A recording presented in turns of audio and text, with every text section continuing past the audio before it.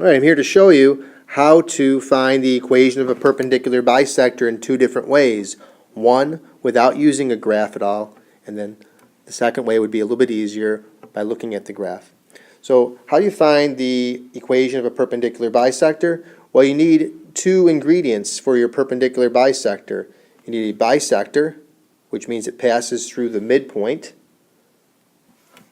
of the segment, and you also need something that is perpendicular, or that will have a negative reciprocal slope compared to the original. So these four steps are one way to take a look at the question, and it's actually very good because it brings together many different skills that we've been talking about. To find the midpoint without looking at a graph, a midpoint is halfway. So for the midpoint, we want to find halfway between the -7 and the 1. To find midway, we average the two together, which means we add them together and divide by 2. So -7 plus 1 would be -6, divided by 2 would give me -3 for my x-coordinate. Since I'm looking for a point, I need to find the y-coordinate also. So the midpoint of -6 and positive 6 can be found by averaging them two together, which brings me to 0 divided by 2, which is 0. So now I know where the midpoint of the segment would be. All right, next up is to find the slope of AB. And that can be done on a graph.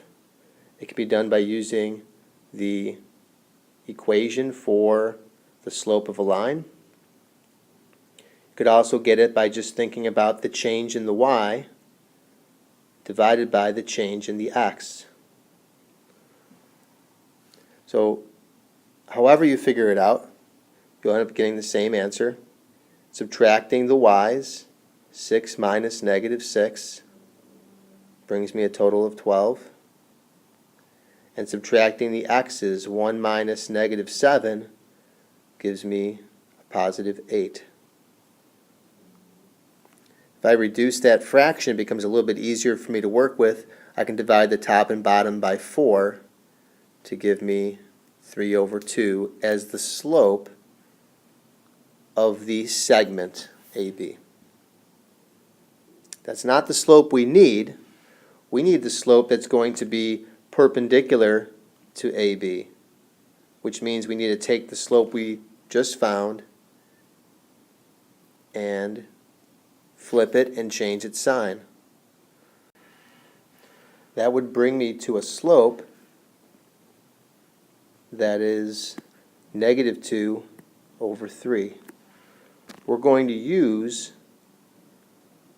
this answer here along with the answer above for the midpoint and take these two pieces of information and use those pieces of information to help us build our equation. When you're looking for the equation of a line, you are looking for the slope and the y-intercept. And we just found out that the slope we're going to need is -2/3. So I've got the slope, I just don't know what the b is. To figure out the b, I'm going to need to use the coordinates above and use those numbers as my x and my y. So I'm going to take the -3 and use it in the formula down here. I'm searching for b, but I also know what the y is. The y I can use as 0, so I'll place a 0 here. And the rest is just some arithmetic. You get 0 on the left-hand side, -2/3 and -3 make positive 2. Plus b.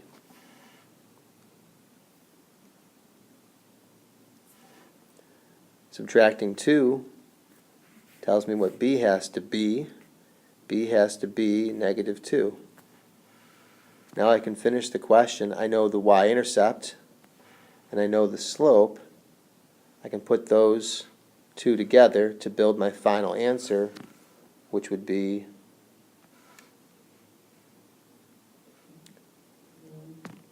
y equals -2/3 x minus 2. Remember, at the end we want the equation, and the equation of a line is going to have the x and y in it if it's a diagonal line.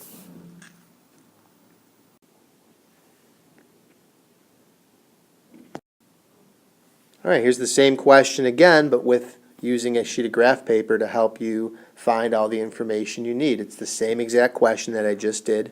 This might be easier because we can actually see a visual to it. I don't think might, I think it definitely is easier to actually see it. So looking at this picture right here, I need to find the equation of the perpendicular bisector. Well, if it's going to be a bisector, it has to go through the midpoint. And I can find the midpoint very quickly by just looking at the overall picture. I can find the halfway point visually right there. So there's my midpoint at the point -3, 0. That's the same answer we got before. -3, 0. To find the slope of AB, I can get that by counting. This is going up and then over. So it's going up 3, 6, 9, up 12, over 2, 4, 6, 8. So it's the same slope that we got on the first side. Up 12 over 8 reduces to 3 over 2. To find something that's perpendicular to this, I need to move in the exact opposite direction. So down 2 over 3, there's my negative reciprocal happening again. And I can actually see that this looks correct by actually traveling with down 2 over 3. And I can repeat that down 2 over 3 pattern again and again to find more and more points. Maybe the most important, well, not maybe, definitely the most important point to find is the y-intercept.